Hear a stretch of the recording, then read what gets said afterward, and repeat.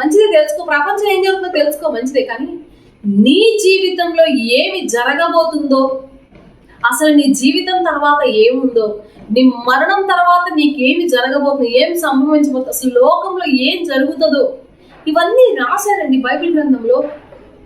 అన్ని విషయాలు ఎంతో జ్ఞానం సంపాదించాలని ఆశ ఉంటుంది కదా. దయచేసి నేను వాళ్ళకి చెప్పేది ఏంటంటే బైబిల్ చదవండి, వద్దన్నా జ్ఞానం వస్తుంది. అరే బాబా, నేను ఎక్కడికి వెళ్ళాను, ఎన్ని ప్రదేశాలు తిరిగాను, నాకు ఎవరు ఇంత జ్ఞానం ఇవ్వలేదు అని అనిపిస్తుంది. ఇంత ఉంది బైబిల్లో. ప్రపంచంలో ఉన్న ప్రతి ప్రశ్న, నేను మళ్ళీ చెప్తున్నా, ప్రపంచంలో నీకు ఎక్కడా దొరకని సమాధానం, ప్రతి ప్రశ్నకి యేసుక్రీస్తులో మాత్రమే సమాధానం, యేసుక్రీస్తు యొక్క గ్రంథంలో మాత్రమే మనకు సమాధానం దొరుకుతుందండి. ఆయన మన నిరీక్షణ, ఆయన మనకు ఆధారం. దయచేసి వాక్యంలో చూడండి, సాతాను చేత పేతురు ఆ సమయంలో శోధింపబడినప్పుడు వెంటనే యేసు ఏం చెప్తున్నాడు? పేతుర్ని వెనక్కి వెళ్ళమన్నాడా? పేతుర్ని గద్దించలేదండి. ఎందుకంటే యేసయ్యకి పేతురు ఏంటో తెలుసు, సాతాన్ అంటే ఏంటో కూడా తెలుసు అండి. యేసయ్య పేతుర్ని ఒక మాట అనలేదు, ఆయన ఒక మాట పలుకుతున్నాడు. ఒకసారి చూడండి, మత్తయి సువార్త 16వ అధ్యాయం 21 నుంచి 23.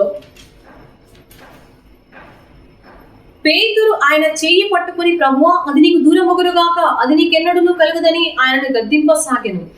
అయితే ఆయన పేతురు వైపు తిరిగి, సాతానా, నా వెనుకకు పొమ్ము. ఎవరిని గద్దించాడండి? యేసే మనల్ని గద్దించాడా? ఏమండి, ఆయన ప్రేమమయుడండి. మనము ఉదాహరణకు అర్థం కావడం కోసం నేను స్టోరీస్ లాగా చిన్నగా చెప్తున్నా కానీ జాగ్రత్తగా అర్థం చేసుకోవడానికి ప్రయత్నం చేయండి. ఏదైనా కానీ చెప్పేది మీ మనసులోకి వెళ్ళాలని, మీరు దాన్ని అర్థం చేసుకోవాలని నేను చెప్తున్నాను. పిల్లలు ఉంటారండి, చిన్న పిల్లలు ఉంటారు. మన పిల్లల్ని మనం ద్వేషిస్తామా, ప్రేమిస్తామా?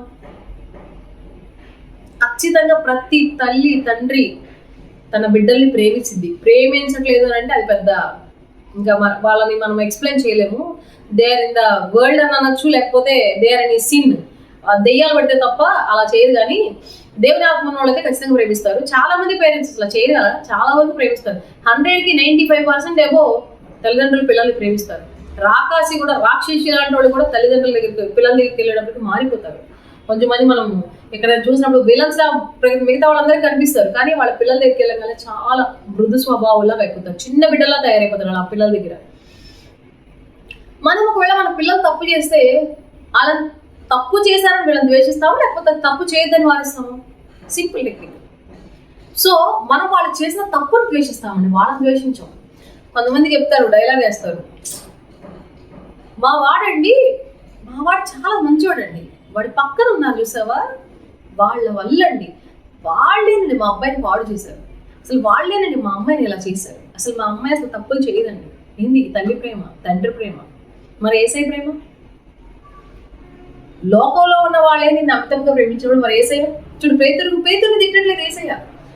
సాతాను నా వెనుకగా పొమ్మని అతనిలో పనిచేస్తున్న సాతాను యొక్క దుష్ట ఆలోచనల ద్వారా సాతాను గుర్తించి సాతాను వెనక పొమ్మంటున్నాడు. నువ్వు నాకు అభ్యంతరకారణంగా ఉన్నావు, నువ్వేం చేస్తున్నావు నీకు కరెక్ట్గా తెలుస్తుంది కదా, నువ్వు నాకు అబ్జెక్షన్, నువ్వు పక్కకి వెళ్ళిపో. ఒక పాయింట్ మనకి ఏం అర్థమవుతుందంటే, శోధన అనేది మనకి సాతాను కలిగిస్తాడు. మెయిన్ గుర్తుపెట్టుకోండి, సాతాను మనల్ని శోధిస్తాడు. దేవుని పనికి ఆటంకంగా ఉండేది వాడే. ఎందుకంటే మనం దేవుని పరిచయం చేస్తే వాడికే నొప్పి, వాడికే కష్టం, వాడికి నిప్పు పెట్టినట్టే, వాడి రాజ్యంలోని కొంతమందిని మనం బయటికి లాక్కొచ్చి మన యేసయ్య రాజ్యంలో చేర్చినట్టే. అలాంటి కష్టమేగా. వాడి బలగాన్ని మనం తగ్గిస్తున్నావా లేదా?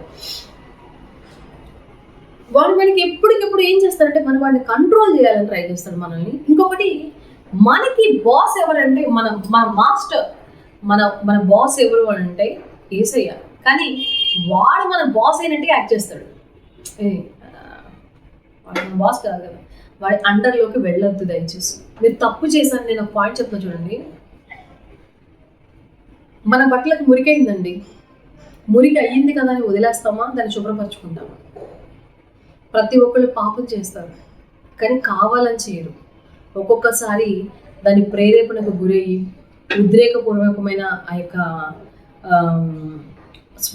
స్వభావం వల్ల, ఉద్రేకపూర్వకమైన ఆలోచనల వల్ల, ఏదో తెలియని స్థితిలో ఒక హెలోజినేషన్ లాగా అయిపోయి పాపంలో పడిపోతారు.